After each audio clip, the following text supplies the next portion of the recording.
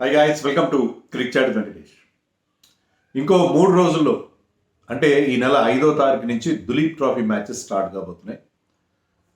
ఈ మ్యాచ్లు ఎక్కువ అనంతపూర్లో జరుగుతున్నాయి. One thing I'm very happy about it ఏంటంటే అక్కడ క్రౌడ్ రెస్పాన్స్ బ్రహ్మాండంగా ఉంది. ఈ మ్యాచ్లకి అనంతపూర్లో పాస్లు మాత్రం ఇష్యూ చేస్తున్నారు, ఎందుకంటే క్రౌడ్ కెపాసిటీ తక్కువ అక్కడ. సో అందుకని ఆ పాస్లు ఇస్తున్నారు, టికెట్స్ కాదు, పాస్లు ఉన్న వాళ్ళకే ఎంట్రీ ఉంటుంది.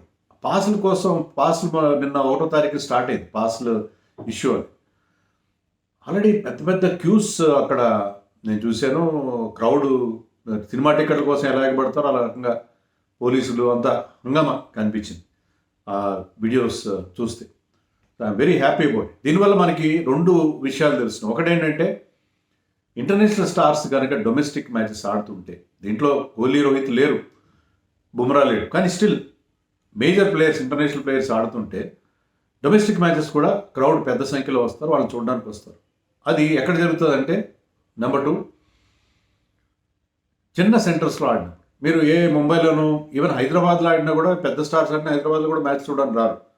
చిన్న చిన్న సెంటర్స్లో ఈ టైర్ 2 సిటీస్ అంటామే, టైర్ 2 సిటీస్ కానీ చిన్న చిన్న టౌన్స్ కానీ వాటిలో జరిగితే ఏంటంటే టైర్ 2, టైర్ 3 ఇక్కడ జరిగితే ఖచ్చితంగా బెటర్ క్రౌడ్ వస్తారు, వాళ్ళకి అక్కడ ఉత్సాహం వేరే ఉంటుంది. సో డొమెస్టిక్ క్రికెట్ని అంటే స్టేడియంలో కూడా హంగామా ఉంటుంది, ప్లేయర్స్ ఆల్సో ఇష్టపడతారు.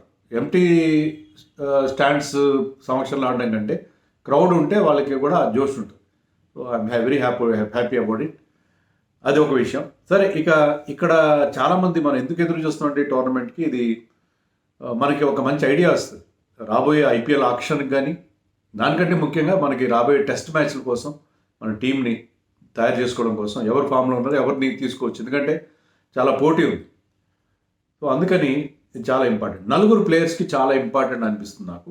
ఆ 4 ఎవరో నేను ఆల్రెడీ థంబ్నెయిల్ మీద పెట్టాను. KL Rahul, Shreyas Iyer, Suryakumar Yadav and Sarfaraz Khan. 4 important. Because నేను అనుకోవడం ఏంటంటే ఈ 4 టెస్ట్ టీంలో బంగ్లాదేశ్తో 19వ తారీఖు నుంచి టెస్ట్ మ్యాచ్ స్టార్ట్ అవుతుంది. 2 టెస్ట్ మ్యాచ్లు, ఆ తర్వాత న్యూజిలాండ్తో 3 టెస్ట్ మ్యాచ్లు, మొత్తం 5 హోమ్ టెస్ట్ మ్యాచ్లు ఉన్నాయి. ఈ 4లో ఒక్కరికి మాత్రమే ఫైనల్ 11లో ఛాన్స్ ఉంటుంది. ఫైనల్ 11 గురించి మాట్లాడుతున్నాను, టీం గురించి కాదు, టీం స్క్వాడ్ గురించి కాదు. గతంలో మనం చూసాం కదా, ఈ ఏడాది బిగినింగ్లో మనం ఇంగ్లాండ్తో ఆడినప్పుడు పరిస్థితి వేరే ఉంది. ఎందుకంటే అప్పుడు విరాట్ కోహ్లీ అవైలబుల్ లేడు, రాహుల్ ఫస్ట్ టెస్ట్ మ్యాచ్ తర్వాత 5 మ్యాచ్ సిరీస్లో అతను ఇంజర్డ్ అయ్యాడు, రిషబ్ పంత్ అవైలబుల్ లేడు. సో ఆ కారణంగా మనకి బోల్డ్ అన్ని slots, middle order slots vacant కనిపించి ఈవెన్ దేవదత్ పడిక్కల్ కూడా ఆఖరి టెస్ట్ మ్యాచ్కి వస్తే డెబ్యూ చేయాల్సి వచ్చింది. పడిక్కల్ డెబ్యూ చేశాడు, అజిత్ పటిదార్ ఆడాడు, సర్ఫరాజ్ ఖాన్కి అవకాశం వచ్చింది, కీపర్గా ధ్రువ్ జురెల్కి అవకాశం వచ్చింది, భరత్ కూడా ముందు 1-2 టెస్ట్ మ్యాచ్లు ఆడాడు, కేఎస్ భరత్. కానీ ఇప్పుడు సీనియర్స్ అందరూ వచ్చేస్తున్నారు. దాంతో ఏంటంటే ఇప్పుడు స్లాట్స్ ఖాళీగా లేవు. మీరు చూడండి, టెస్ట్ టీమ్ లైక్లీ చెప్తున్నాను నేను, మనం అంటే we cannot be sure about anything. Likely ఏంటంటే మీరు చూడండి, ఇప్పుడు రోహిత్ శర్మ అండ్ యశస్వి జైస్వాల్ ఓపెన్ చేస్తారు. నెంబర్ 3లో శుభ్మన్ గిల్, అంతవరకు ఎవరికి ఎలాంటి సందేహం లేదు. నెంబర్ 4లో విరాట్ కోహ్లీ. సో 4 స్థానాల విషయంలో మనకి ఏమీ తేడా ఉండే అవకాశం లేదు. 5లో ఒక్కటే ఖాళీగా కనిపిస్తుంది. 6లో Rishabh Pant, you can play even number 5, ఎందుకంటే బికాజ్ లెఫ్ట్ హ్యాండర్. 6 కానీ 5 కానీ ఒకే ఒక మిడిల్ ఆర్డర్ స్లాట్ వేకెంట్. 7 నుంచి మళ్ళీ బౌలర్ స్టార్ట్ అవుతారు, జడేజా, అశ్విన్ వీళ్ళు స్టార్ట్ అయిపోతారు. సో 7, 8, 9, 10, 11 ఇవి 5 కూడా బౌలింగ్ స్లాట్స్. దాంట్లో 3 స్పిన్నర్స్, 2 పేసర్స్, ఏదో 3 పేసర్స్, 2 స్పిన్నర్స్ అలా ఉంటారు. సో 5 స్లాట్స్ పోను మనకు ఆల్రెడీ 5 స్లాట్స్ అక్కడ దాంట్లో వాళ్ళు సర్టనిటీస్ కనిపిస్తున్నారు. వాళ్ళ విషయంలో ఎలాంటి డౌట్ లేదు, బారింగ్ ఇంజరీ. వీళ్ళు 5 రోహిత్, యశస్వి, గిల్, విరాట్ అండ్ రిషబ్, వీళ్ళు 5 టీంలో ఉండడం అనేది పక్క. It is a given thing. ఒకే ఒక స్లాట్ వీకెండ్ ఉంది, దాంట్లో ఎవరు ఆడాలి? రాహుల్ అందరికంటే ఫ్రంట్ రన్నర్గా ఉంటాడు నా దృష్టిలో. ఎందుకంటే అతను ఇంజర్డ్ అయ్యే ముందు ఇంగ్లాండ్తో జరిగిన first test match in Hyderabad, దాంట్లో 86 అంతా చేశాడు, సెకండ్ ఇన్నింగ్స్లో కూడా 20 చేశాడు. అంతకుముందు మనం సౌత్ ఆఫ్రికాలో సిరీస్ ఆడినప్పుడు సెంచురియన్ టెస్ట్లో కూడా సెంచరీ చేశాడు. అంతకుముందు కొద్దిగా అతని ఫామ్ డిప్ కనిపించింది, బట్ అతను ఆడిన ఆఖరి 3 టెస్టుల్లో ఒక సెంచరీ, ఒక 80 ఉన్నాయి. సో అందుకని రాహుల్ ఫ్రంట్ రన్నర్గా ఉంటాడు. ఈ ప్లే స్పిన్ వెల్. సో రాహుల్కి ఉన్న ఎక్స్పీరియన్స్ కానీ ఏ రకంగా చూసుకున్నా కూడా అతను మనకి ముందు వరుసలో ఉంటాడు. శ్రేయస్ అయ్యర్ సంగతి ఏంటి? Shreyas Iyer has not lived up to his reputation. Spin bowling బాగా ఆడతాడు. అతను గత 7 టెస్ట్ మ్యాచ్లుగా 50 లేదు నాకు తెలిసినంత వరకు. 7 టెస్ట్ మ్యాచెస్ నుంచి 50 లేదు. ఇండియాలో కూడా మ్యాచ్లు ఆడాడు. ఇండియాలో ఆడినప్పుడు ఇంగ్లాండ్తో టెస్ట్ మ్యాచ్లు ఆడితే దాంట్లో పెద్ద క్లిక్ కాలేదు. స్పిన్నర్స్ ఆడడంలో అతను కూడా ఇబ్బంది పడ్డాడు. అంతమంది కూడా హోమ్ సిరీస్ ఆడాడు, మరొక హోమ్ సిరీస్, దాంట్లో ఇబ్బంది పడ్డాడు. ప్లస్ ఏంటంటే అతను షార్ట్ బాల్ వీక్నెస్ ఉంది కదా అని చెప్పి అతన్ని మరి ఈ మన ఇండియాలో జరిగే టెస్ట్ మ్యాచ్లు ఏంటంటే దీని నుంచి మనం ప్లేయర్స్ని పికప్ చేసుకుని మనం all important border Gavaskar trophy ఆస్ట్రేలియాలో జరిగిపోయే 5 టెస్ట్ మ్యాచ్లకి ఆస్ట్రేలియాలో జరుగుతుంది కాబట్టి దాని ప్రిపేర్. ఆస్ట్రేలియాలో జరిగే టెస్ట్ మ్యాచ్లకి శ్రేయస్ అయ్యర్ ఖచ్చితంగా ప్రిఫర్ చేయరు, బికాజ్ అతనికి ఆ బౌన్సర్ వీక్నెస్ ఉంది కాబట్టి. సో శ్రేయస్ అయ్యర్ కొంచెం వెనకబడతాడు అని కూడా మనం చెప్పలేము పూర్తిగా, ఎందుకంటే స్పిన్ బాగా ఆడతాడు ఒకటి. రెండోది ఏంటంటే అతన్ని గౌతమ్ గంభీర్ చాలా క్లోజ్ క్వార్టర్స్ నుంచి చూశాడు, బికాజ్ ఈ ప్లేడ్ ఫర్ కేకేఆర్ కాబట్టి. సో అతని ఎబిలిటీ గురించి గౌతమ్ గంభీర్ పూర్తి ఐడియా ఉంది. సో అతను కూడా ఉంటాడు, అతను కూడా ఖచ్చితంగా రాడార్లో ఉంటాడు.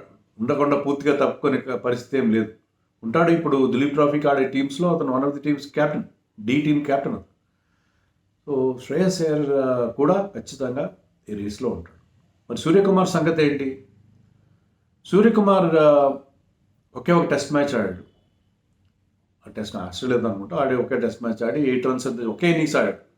8 రన్స్ చేశాడు, ఇంప్రెసివ్గా ఆడలేదు. ఆస్ట్రేలియాతో నేథన్ లైన్ బౌలింగ్లో క్లీన్ బౌల్డ్. ఒకే ఒక టెస్ట్ మ్యాచ్ ఆడాడు, అవకాశం ఒకేసారి వచ్చింది. డొమెస్టిక్ ఆడతాడు ఒకప్పుడు డొమెస్టిక్లో కూడా one of the leading run score ఉన్నాడు. ఎక్కువగా వైట్ బాల్ క్రికెట్లో హైలైట్ అవుతాడు, కానీ he can also play longer format red ball cricket well. Spin బాగా ఆడతాడు, స్పిన్నర్స్ మీద కౌంటర్ అటాక్ చేస్తాడు.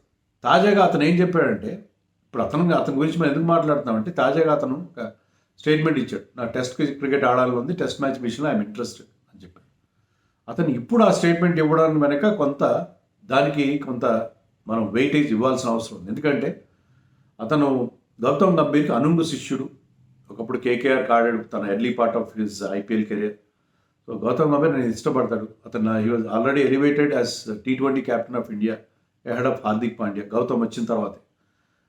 ఈ నేపథ్యంలో గౌతమ్ గంభీర్ ఏమైనా అతనికి ఒక హింట్ ఇచ్చాడు, నువ్వు డొమెస్టిక్లో బాగా ఆడు, you will be considered for the test matches అని ఏమైనా హింట్ వెళ్ళిందా అని నాకు అనుమానం వస్తుంది. ఎందుకంటే గౌతమ్ గంభీర్ తన శిష్యుడిని ప్రమోట్ చేయడం అని కాదు, because Suryakumar can play that counter attacking game against spinners. ఇప్పుడు Bangladesh has good spinners.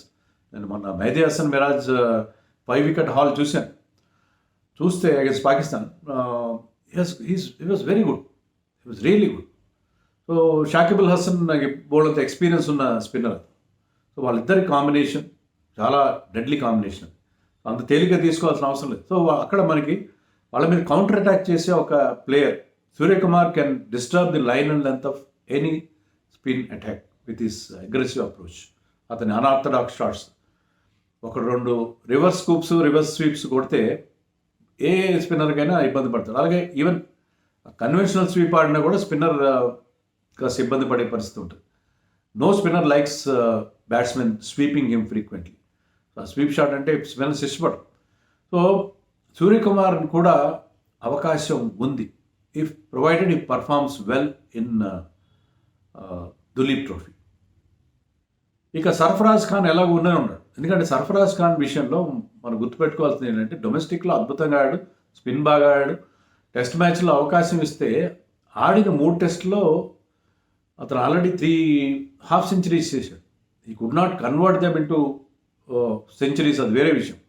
But important నాక్స్ ఆడాడు, క్విక్గా ఆడాడు, కౌంటర్ అటాకింగ్. మన అయితే సూర్యకుమార్ గురించి చెప్పుకున్నాం, అలాగే అతను కూడా కౌంటర్ అటాకింగ్ ఇన్నింగ్స్ ఆడగలడు.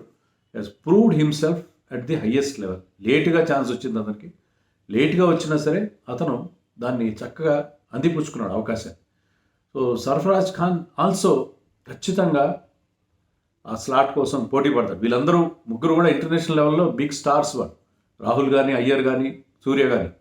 కానీ వాళ్ళతో just 3 international matches old Sarfaraz Khan, who is not even having IPL contract, he's also very very good. And అతను కూడా వీళ్ళతో సమానంగా పోటీ పడతాడు.